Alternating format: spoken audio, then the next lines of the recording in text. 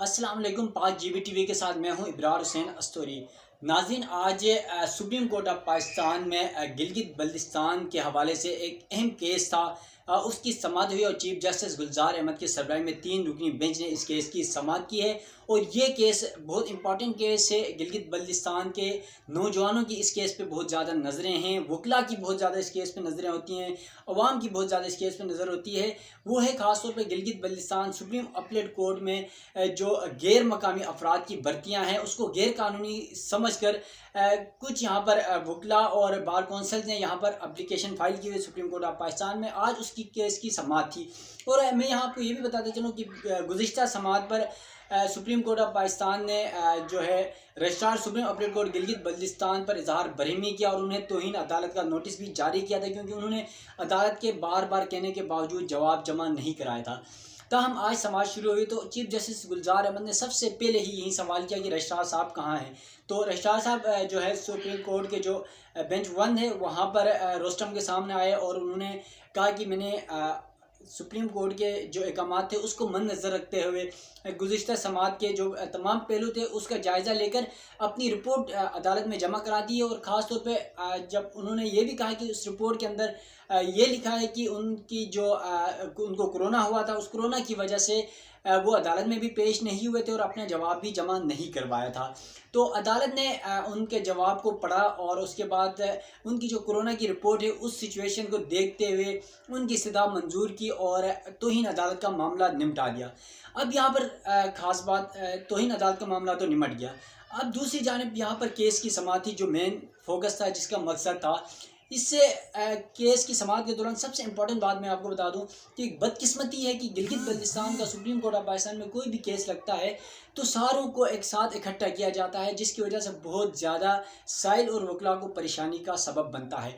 और आज भी ऐसा ही हुआ। 10 केसेस इकट्ठे समाअत के लिए मुकर्रर किए गए थे। 2 वकला के ना होने की वजह से तमाम केसेस जो है ना वो मुलतवी करने पड़े। और अब इस सिचुएशन को आप खुद देखें कि गिलगित से तमाम अमला वहाँ से आया हुआ, एडवोकेट जनरल आए हुए हैं, वहाँ से रजिस्ट्रार पहुँचे हुए हैं, वकला पहुँचे हुए हैं, साइलिन पहुँचे हुए हैं, ठीक है। इन सब के बावजूद सिर्फ 2 वकला के ना होने की वजह से अब 10 केसेस मुलतवी करने पड़े। तो ये सबसे बड़ा मसला है गिलगित बल्तिस्तान के केसेस के हवाले से सुप्रीम कोर्ट में जो समाअतें हो रही हैं।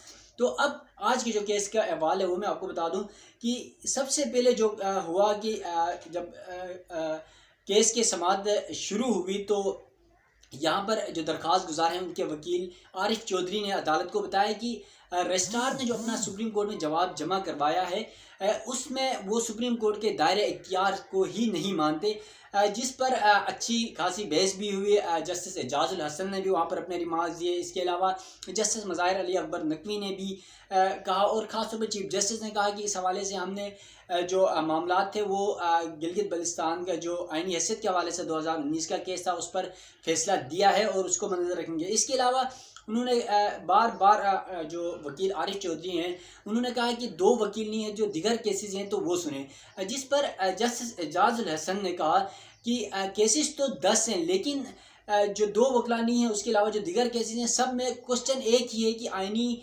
हैसियत और इस गिलगित बल्तिस्तान के जो केसेस है उसके दायरे इख्तियार के वो चाहे गिलगित बल्तिस्तान के केस सुप्रीम कोर्ट सुन सकती है या नहीं। हालांकि नाज़रीन इस हवाले से पहले भी डिसाइड हो चुका है। 2019 का जो सुप्रीम कोर्ट का फैसला था गिलगित बल्तिस्तान की आईनी हैसियत के हवाले से उसमें ये फैसला भी हो चुका है कि गिलगित बल्तिस्तान के अवाम के अवामी मसाइल और जो अहम नौयत के केसेस होंगे वो सुप्रीम कोर्ट ऑफ पाकिस्तान में लाए जाएंगे। इसके बावजूद आज अदालत ने एक बार फिर कहा कि जो दायरा इख्तियार है उस हवाले से बहस की जाएगी। इसके अलावा मैं आपको यहाँ पर यह भी बताता चलूँ कि चीफ जस्टिस ने कहा कि सुप्रीम कोर्ट जो है अपने मुलाजमीन का केस भी यहाँ नहीं सुनता, क्योंकि इसके लिए मुतल्लिका फोरम्स मौजूद हैं, जिस पर बहुत बड़ा क्वेश्चन था और बहुत ज़्यादा कानूनी तौर पर भी माहिरीन समझ सकते हैं इसको।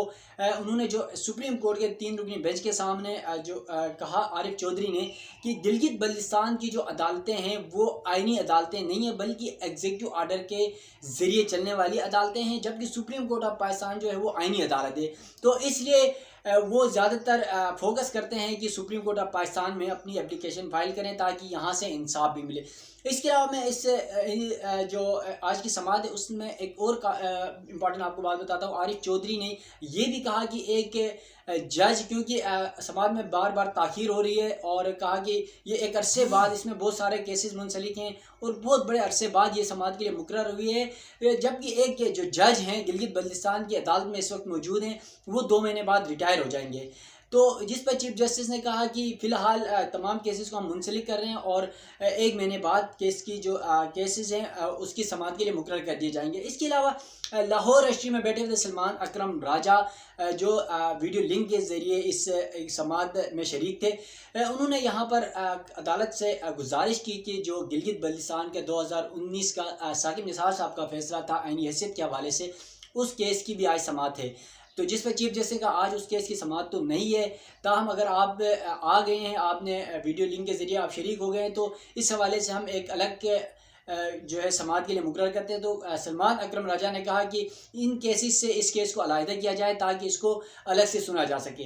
तो सुप्रीम कोर्ट ने चीफ जस्टिस ने जो है कि पाकिस्तान बार कौंसिल की जो गिलगित बल्तिस्तान बार कौंसिल की इस एप्लीकेशन को दीगर केसेस से अलहदा करके ईद के फ़ौरन बाद समाअत के लिए मुकर्रर करने की हिदायत कर दी है। और अब देखना ये है कि इस केस की समाअत कब तक होती है, दीगर जो केसेस हैं उनकी समाअत भी कब तक होती है, क्योंकि कहने को तो महीना होता है लेकिन ये 1.5 महीना 2 महीने और उससे ज़्यादा भी ड्यूरेशन पे चला जाता है। तो अवामी जो इश्यूज़ होते हैं या जो साइलिन होते हैं उनके लिए बहुत बड़ा मसला होता है कि उनके जो केसेस हैं उनके बर वक्त समाअत नहीं होने से इंसाफ की फरहमी भी मुमकिन नहीं होती है।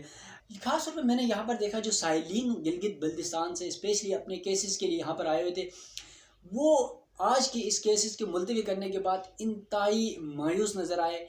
उन्हें इंसाफ भी होता हुआ नज़र नहीं आया, उसके अलावा उनको टाइम भी अपना ज़ाया होता हुआ नज़र आया। और उनकी सोच भी यही थी कि गिलगित बल्तिस्तान की अदालतों में तो जो हैं जजेस भी बाहर के जजेस हैं, इसके अलावा जो जजेस हैं वो कॉन्ट्रैक्ट पे आते हैं या इस तरह के इशूज़ भी हैं।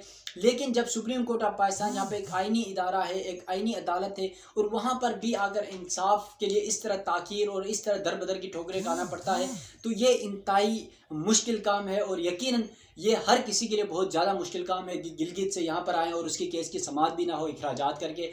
तो आज के समाअत का अहवाल ये था और अब अदालत ने समाअत मुलतवी कर दी है। जो दिगर 9 केसेस हैं, 8-9 केसेस हैं, उस हवाले से समाअत 1 महीने बाद होगी, जबकि जो गिलगित बल्तिस्तान की आइनी हैसियत के हवाले से जो अमल दरामद करना है सुप्रीम कोर्ट के फैसले पर, उस हवाले से जो केस की समाअत होगी वो ईद के फ़ौरन बाद सुप्रीम कोर्ट ने अहकाम जारी किए हैं। अब देखते हैं ये हैं कि ये केस कब तक समाअत के लिए मुकर्रर हो जाता है और साइलिन को जो लोग यहाँ पर आते हैं सुप्रीम कोर्ट ऑफ पाकिस्तान पर एतमाद करके, क्या वाकई उनको यहाँ पर इंसाफ मिलेगा या नहीं मिलेगा, इसका सवाल तो आने वाले वक्तों में होगा।